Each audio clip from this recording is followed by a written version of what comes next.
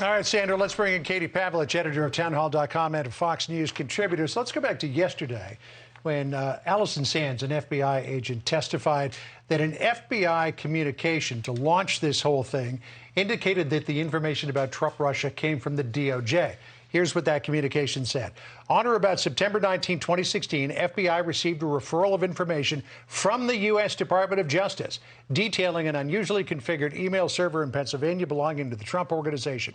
In that referral, the Department of Justice provided the FBI with a white paper that was produced by an anonymous third party. According to the white paper, a U.S.-based server that's owned by the Trump Organization has been communicating with the Russian-based Alfa Bank organization in Moscow, Russia.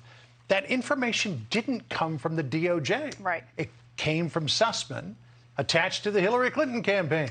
Exactly. You know, this trial is not only bringing up, obviously, the question of whether Sussmann lied to the FBI, which is why the trial is going on, but it's the issue of the unethical and corrupt behavior that was going on at the FBI during that election. So Sussmann was being oddly protected by FBI brass while they were telling agents to investigate this, open up a counterintelligence investigation within days of this so-called white paper that came from DOJ, which really came from Sussmann, to go all in on the Trump campaign as a result of these allegations. And further, when you look at the statements that were being made at the time by the Clinton campaign, and then you go back to the text messages that you saw from counterintelligence agents like Peter Strzok, for example, and Lisa Page, saying Trump must be stopped, saying they had political ambitions to use the FBI to stop his election.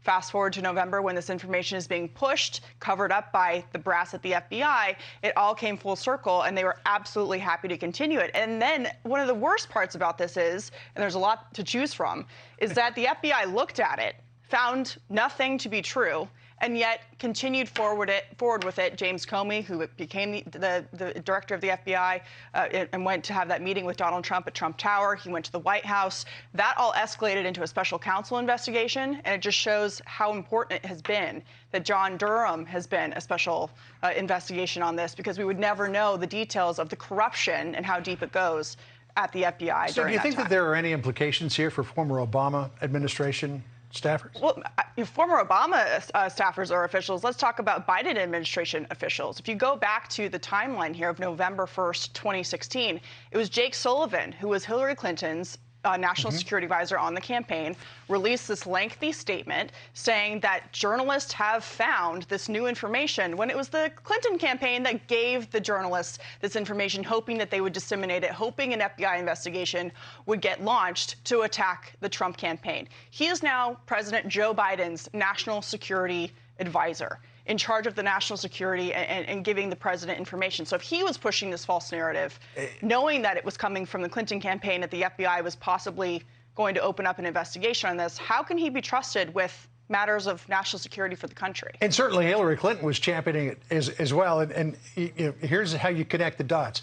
Hillary Clinton, at a meeting, said, yeah, okay, dish this to Slate, right, which was first to publish it, and then tweeted the Slate article saying computer scientists have apparently uncovered a covert server linking the Trump Organization to a Russian-based bank. So she okays giving the information to Slate and then does an, oh my goodness, can you believe this tweet? Right. Well, and the Clinton campaign has kind of acted like, well, we got this information, we were very concerned. This trial is showing more and more, and we know a lot about this through the investigative work of reporters who have been willing to look at this over the last couple of years, that this was not just a one-off situation. This was a very planned operation from the Clinton campaign to the FBI. The FBI was covering for Sussmann, and he had a badge to the building, even though he was working at a private law firm and for the Clinton campaign. So it brings up all kinds of other questions, but it certainly just shows how deep the rot was, and possibly still is, given a lot of these people who are working in government and have been promoted, like Jake Sullivan, is at the FBI. It's a very big onion with a lot of layers. No question. It doesn't smell very good. Katie, good to see you today. Good to see you, John. Thank you. Hey, Sean Hannity here. Hey, click here to subscribe to Fox News YouTube page and catch our hottest interviews and most compelling analysis. You will not get it anywhere else.